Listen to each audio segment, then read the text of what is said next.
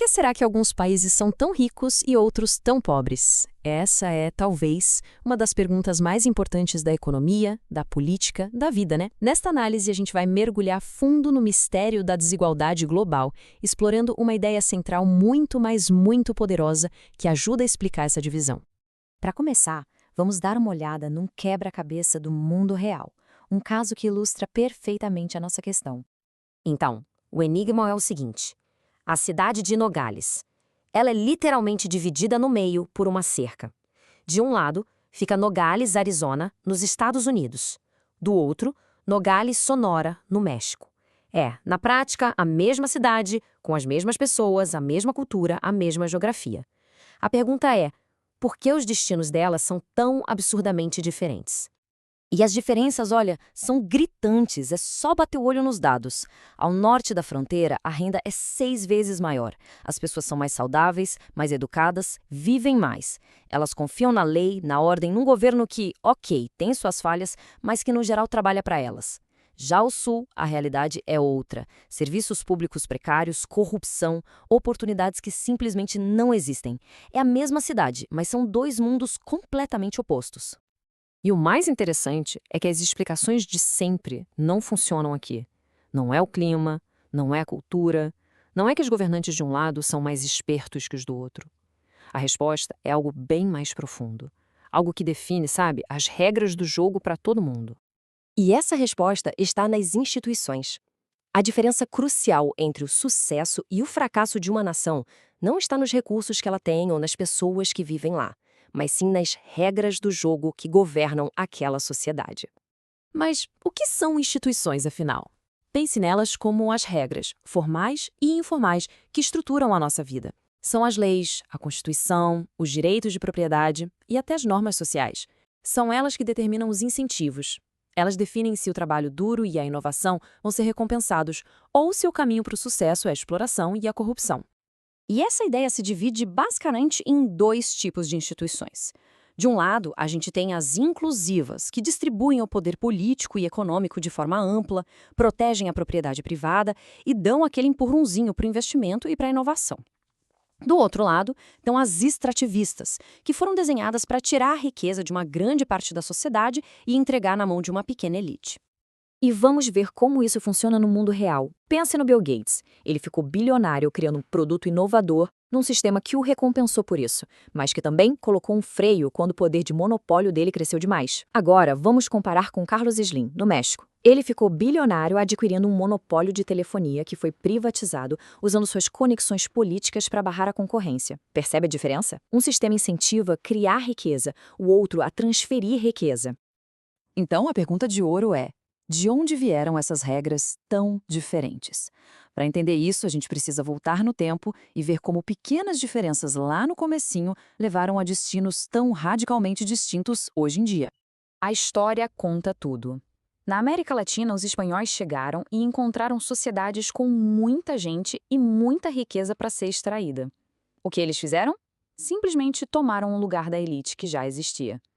Já na América do Norte, os ingleses não deram essa sorte. Não tinha ouro fácil, nem grandes populações para explorar. O único jeito de fazer as colônias darem certo foi dar aos colonos liberdade e incentivos econômicos. E foi aí que as sementes das instituições mais inclusivas foram plantadas. A estratégia espanhola foi, assim, brutalmente eficiente. Eles não criaram um sistema novo, eles pegaram um sistema de extração que já existia e o levaram ao extremo, criando uma sociedade super hierárquica, feita sob medida para mandar toda a riqueza lá para cima. Já na América do Norte, foi o fracasso em criar um sistema extrativista que forçou por pura necessidade a criação de algo novo. Direitos de propriedade, assembleias políticas, liberdade econômica, nada disso foi um presente. Foi uma concessão necessária para a colônia sobreviver.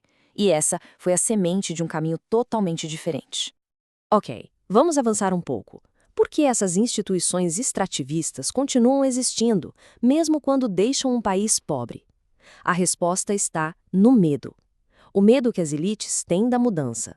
O motor da prosperidade se chama destruição criativa. Basicamente, ideias e tecnologias novas destroem as antigas, criando novos mercados, novas oportunidades. É só pensar em como os smartphones praticamente acabaram com as câmeras digitais, ou como o streaming de vídeo está desafiando a TV a cabo. Esse processo é fundamental para o crescimento, mas ele é, ao mesmo tempo, muito ameaçador para quem está no topo. E olha só que exemplo histórico perfeito disso.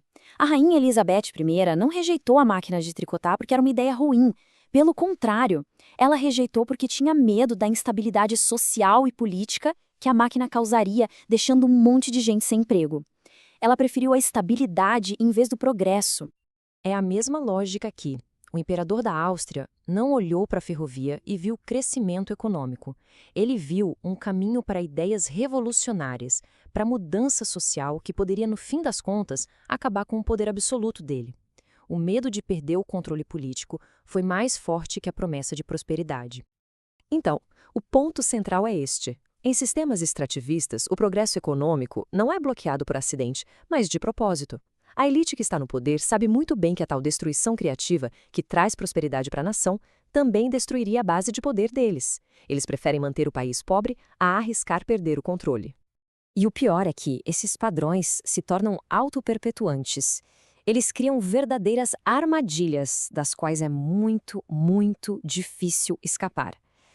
São ciclos que vão se reforçando com o tempo. O que acontece é que esses dois caminhos se alimentam. As instituições inclusivas geram o que a gente pode chamar de círculos virtuosos. O poder político é dividido, então fica difícil um grupo só dominar tudo, e a prosperidade cria cidadãos que defendem essas mesmas instituições. Já as instituições extrativistas criam círculos viciosos. Quem chega ao poder usa a máquina do Estado para enriquecer e esmagar a oposição. Com isso, a luta pelo poder vira uma questão de vida ou morte. Vamos ver um exemplo de círculo virtuoso, a era progressista nos Estados Unidos. A industrialização criou monopólios gigantescos que ameaçaram o sistema. Só que, como o poder já era mais distribuído, os cidadãos, os jornalistas e os políticos conseguiram reagir. Aprovaram leis antitrust e reforçaram o sistema inclusivo. O sistema, de certa forma, se autocorrigiu. Em contraste, o caso de Serra Leoa mostra o círculo vicioso em ação. O novo líder simplesmente pegou o controle da máquina de extração deixada pelos colonizadores. O poder concentrado permitiu que ele reprimisse qualquer um que fosse contra e desviasse os recursos do país. O resultado? Colapso econômico e, no fim, uma guerra civil devastadora. E tudo isso nos leva à pergunta final, e talvez a mais desafiadora de todas. Se os países ricos tendem a continuar ricos e os pobres a continuar pobres por causa desses ciclos que se retroalimentam, então a mudança é possível? Existe uma saída? A história mostra que sim, mas exige a quebra desses padrões que estão, profundamente enraizados. Um desafio que, no fim das contas, define o destino de nações inteiras.